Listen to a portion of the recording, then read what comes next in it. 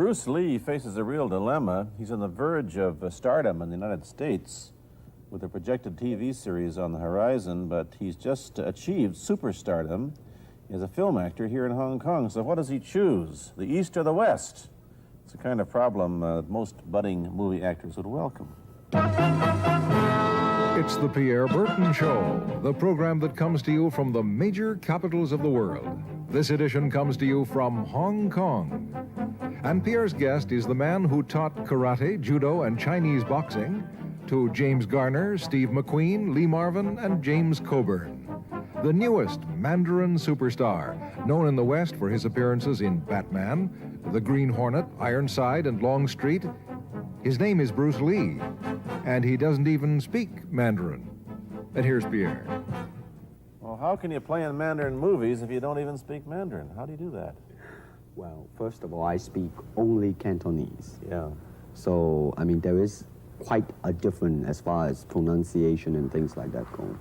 So somebody else's voice is used, right? For Definitely, definitely. You just make the words. Doesn't that sound strange when you go to the movies, especially in Hong Kong, in your own town, and you see yourself with somebody else's voice?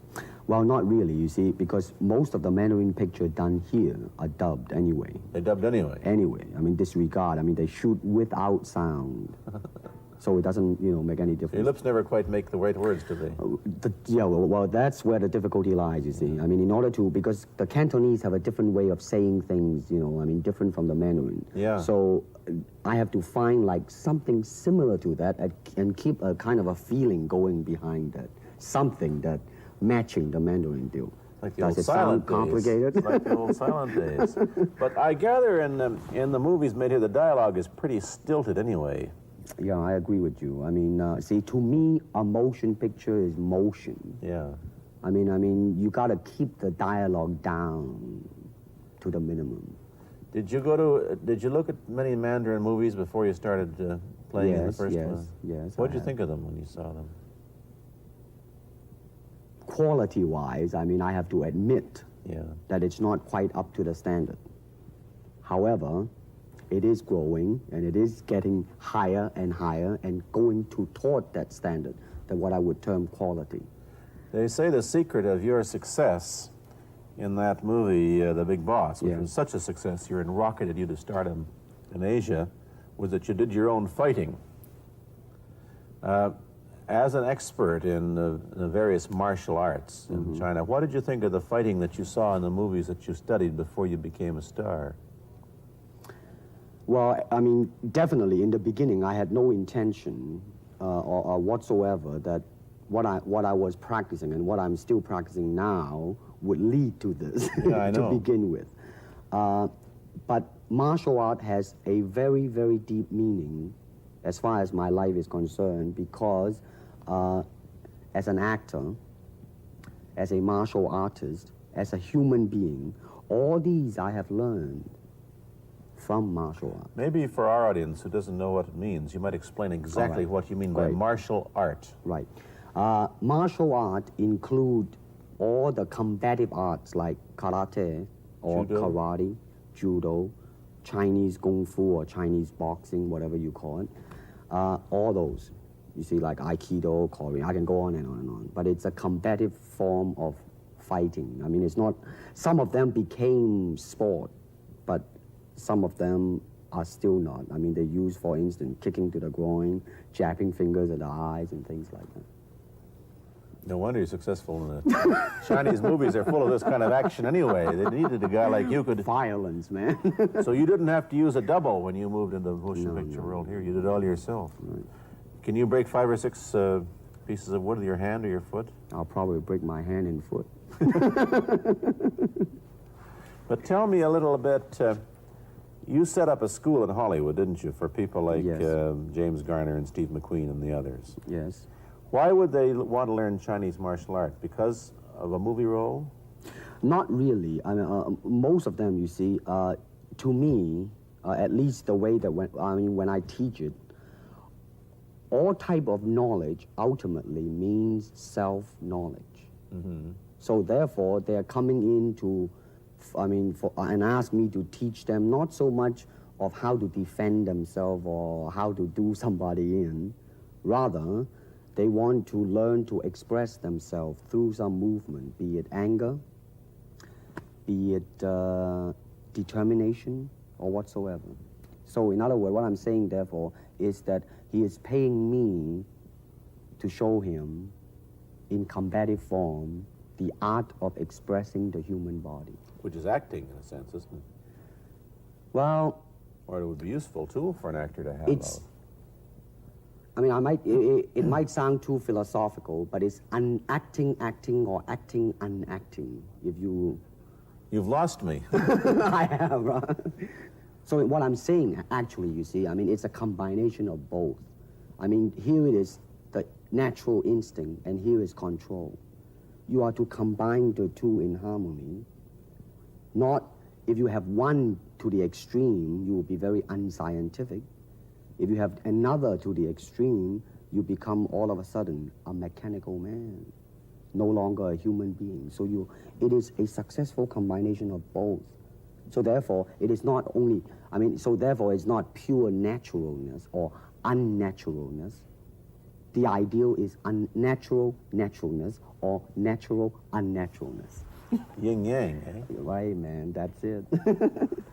Yeah, one of your students, James Coburn, played in a movie called Iron Man Flint, in which he used karate. Is that what he learned from you? He learned it after. Oh, he no, went yeah. after he played in Iron Man Right, Flint. right. You see, actually, I do not teach, karate because I do not believe in styles anymore. I mean, I do not believe that there is such thing as like Chinese way of fighting or the Japanese way of fighting or whatever way of fighting, because unless human beings have 3 arms and 4 legs, we will have a different form of fighting. But basically, we have only 2 hands and 2 feet. So styles tends to not only separate man, because they have their own doctrines, and then the doctrine became the gospel truth, that you cannot change, But if you do not have styles, if you just say, well, here I am, as a human being, how can I express myself totally and completely? Now, that way, you won't create a style, because style is a crystallization, that way, it's a process of continuing growth. You talk about Chinese boxing. How does it differ from, say, our kind of boxing? Well, first we use the feet, That's and a then start. we use the elbow, and You use the thumb, too? you name it, man. We You use it all. You have to, you see, because that is the expression of the human body. Everything. Not just the hand. And when you're talking about combat, well, if it is a sport, now you're talking about something else. You have regulations, you have rules. But when you're talking about fighting as it is, rules. with no rules. Not real fighting. Well, then, baby, you better train every part of your body. And when you do punch, now I'm leaning forward a little bit, hoping not to hurt any camera angle. You gotta put the whole hip into it and snap it and get all your energy in there and make this into a weapon. I don't want to tangle you in any dark area. I'll help you with that right now. You anyway. came at me pretty fast there. What is the difference between Chinese boxing and what we see these young men doing at 8 o'clock every morning on the rooftops in the parks called shadow boxing, which they're always... Well, actually, you see, that is part of Chinese boxing. It is. There are so many schools, different Everybody here schools. seems to be, going like this all the time. Well, that's good. they're all I'm good very shape. glad. I'm very glad to see that, because at least somebody is caring for their own body, right? Yeah. That's a good sign. Well, it's a kind of a slow form of exercise, which is called Tai Chi Chuan. I'm speaking Mandarin just now. Yeah. Cantonese, Tai Chi Kun, okay? I see. And it's more of an exercise for the elderly, not so much for the Give me young. a demonstration. Show me. Can you do it a little bit of it? Just so that, hand-wise, it's very slow. Oh, is it? And you push it out, but all the time you are keeping the continuity going. Bending, stretching, everything. You just keep it moving. It's like a ballet dancer there. Yeah, it is. To them, you see, the idea is running water never grows stale. So you got to just keep on flowing. Of all your students, famous, James Garner, Steve McQueen, Lee Marvin, James Coburn, Roman Polanski, which was the best, who adapted best to this Oriental form of exercise and defense? Well, depending, okay? Now, as a fighter, Steve McQueen, now, he is good in that department because that son of a gun got the toughness in him. Yeah. I mean, see it on the screen. I mean, he would say, all right, baby, here I am, man. You know, and he'll do it. Yeah. Now, James Coburn is a peace-loving man, I met him. right? I mean, Yeah. you've met him. I mean, he's really, really nice. I mean, Yeah. super mellow and all that. I He mean, you is, know, yeah. I mean, now, he appreciates the philosophical part of it. Therefore, his understanding of it is deeper than Steve. So it's really hard to say. You see what I'm saying Yeah. now? I see. I mean, each it's one's different. I mean, it's different. So that's, I mean, depending on what you see in it. Interesting that we don't, in our world, and haven't since the days of the Greeks who did, combine philosophy and art with sport. But quite clearly, the Oriental attitude is that the three are facets of the same things. Man, listen, you see, really, to me, okay, to me, ultimately, martial art means honestly expressing yourself. Now, it is very difficult to do. I mean, it is easy for me to put on a show and be cocky Yeah. and be flooded with a cocky feeling and then feel like pretty cool and all that. Or I can make all kinds of phony things, you see what I mean? Blinded by it. Or I can show you some really fancy movement. But to express oneself honestly, not lying to oneself, and to express myself honestly, now that, my friend, is very hard to do. And you have to train. You have to keep your reflexes so that when you want it, it's there. When you want to move, you're moving. And when you move, you are determined to move. Not taking 1 inch, not anything less than that. If I want to punch, I'm gonna do it, man, and I'm gonna do it, you see? So I mean, so that is the type of thing you have to train yourself into it, to become one with the, you think? Yeah, this is very un-Western, this attitude. I want to ask you about your movie and TV career, but first we'll take a break. Then I'll be back with Bruce Lee. I've been talking to Bruce Lee mainly about the Chinese martial arts, which include things like Chinese boxing, karate, and judo, which is what he taught when he was in Hollywood. After he left the University of Washington, where he studied, of all things, philosophy, if you can believe that. He did, but that, perhaps you understand why the two go together from the first half of this program. And you can perhaps understand how he got into films. He knew a lot of actors, but I'm told that you got the job on the Green Hornet, where you played Kato the chauffeur, mainly because you're the only Chinese-looking guy who could pronounce the name of the leading character, Britt Reed.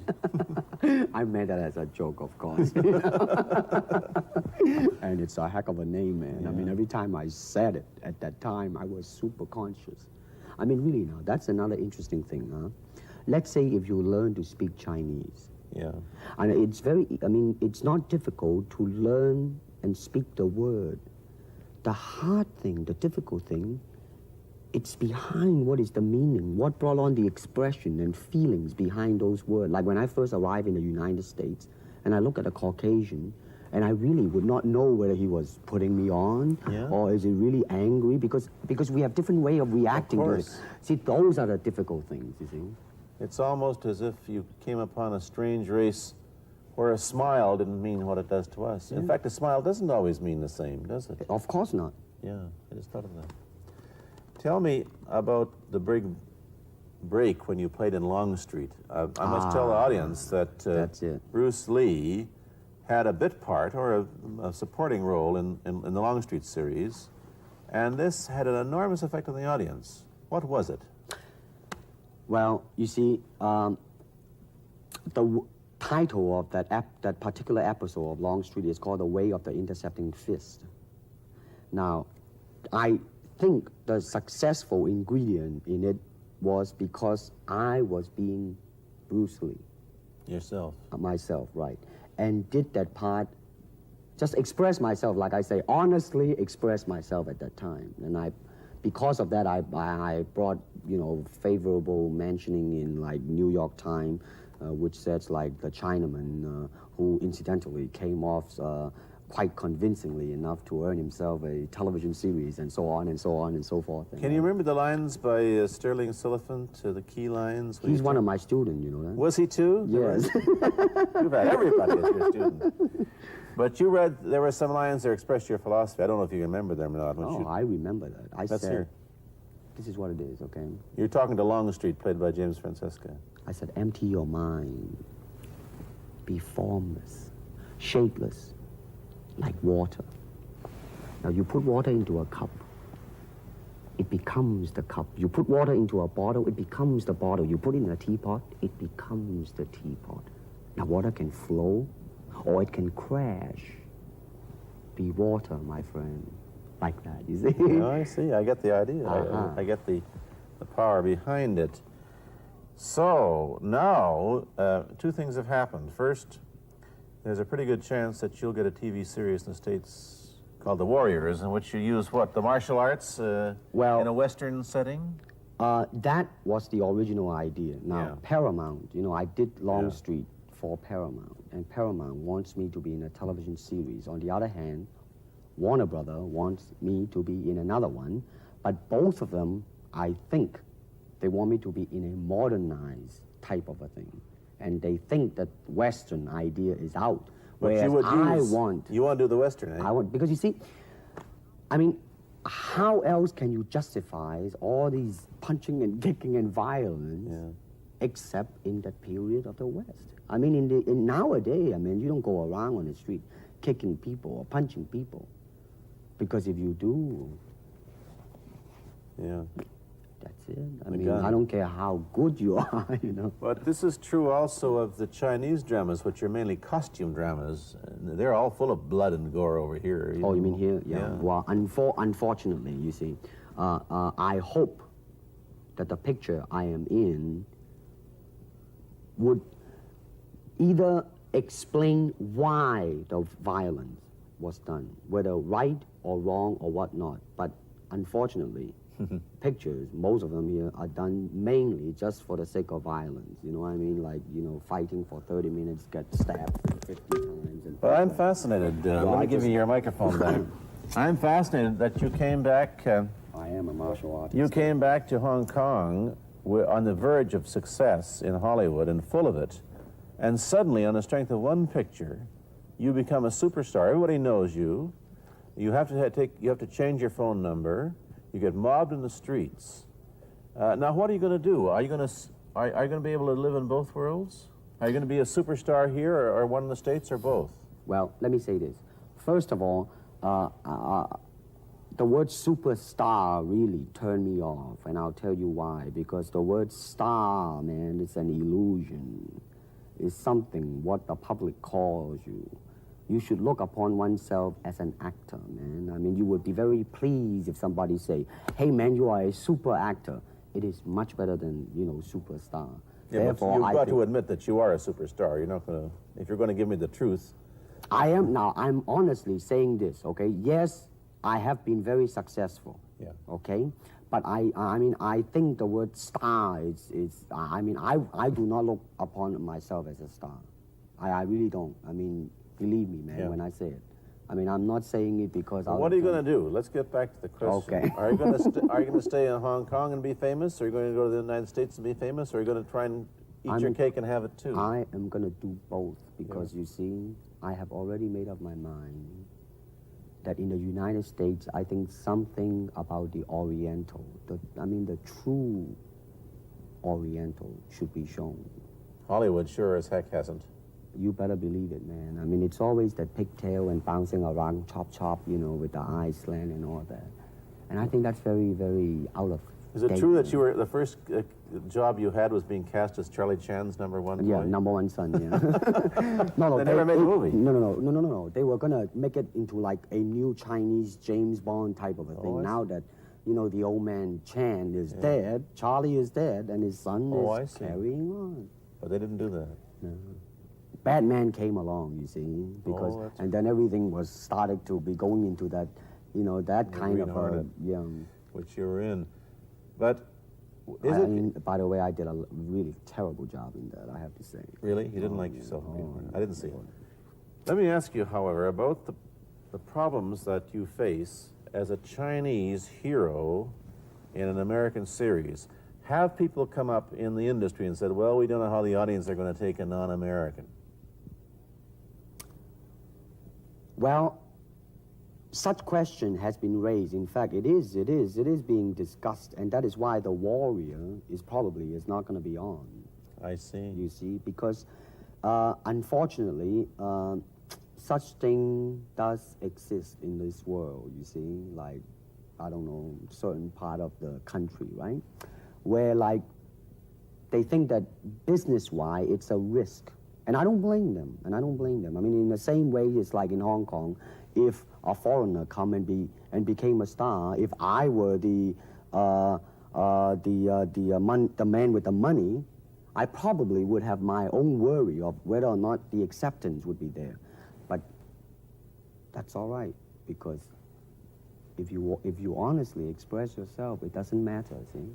Because Are you, how about the other side of the coin? Is it possible that you are, I mean, you're fairly hip and fairly Americanized. Are you too Western for Oriental audiences, do you think? Oh man, like, how? I have been criticized for that. You have, eh? Oh, I would yes, think so. definitely. Well, let me say this.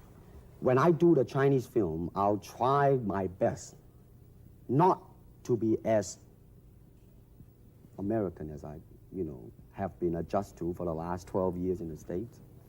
But when I go back to the States, it seems to be the other way around. You know what I You're mean? too exotic, eh? Yeah, man. I mean, they're trying to get me to do too many things that are really for the sake of being exotic.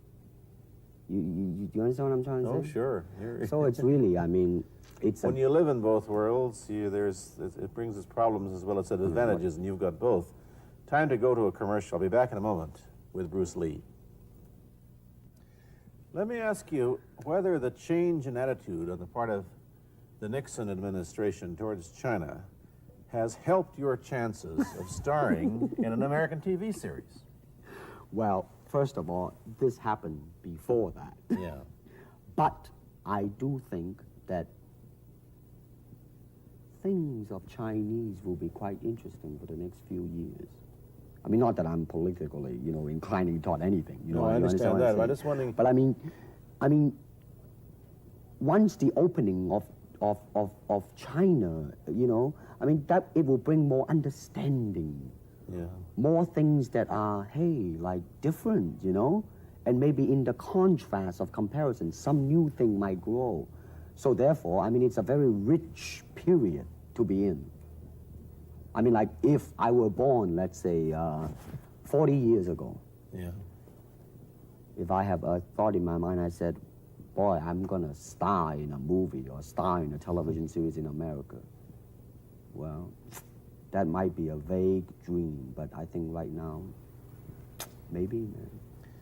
You still think of yourself Chinese, or do you ever think of yourself as North American? You know what I want to think of myself? As a human being. Because, I mean, I don't want to sound like, as Confucius say, but under the sky, under the heaven, man, there is but one family. It just so happened, man, that people are different. Okay, we got to go. Thank you, Bruce Lee, for coming here. Thank you for Pierre. watching. Thank you. You've been watching Bruce Lee on The Pierre Burton Show, a half-hour program of conversation, opinion, and debate. This is Bernard Cowan speaking.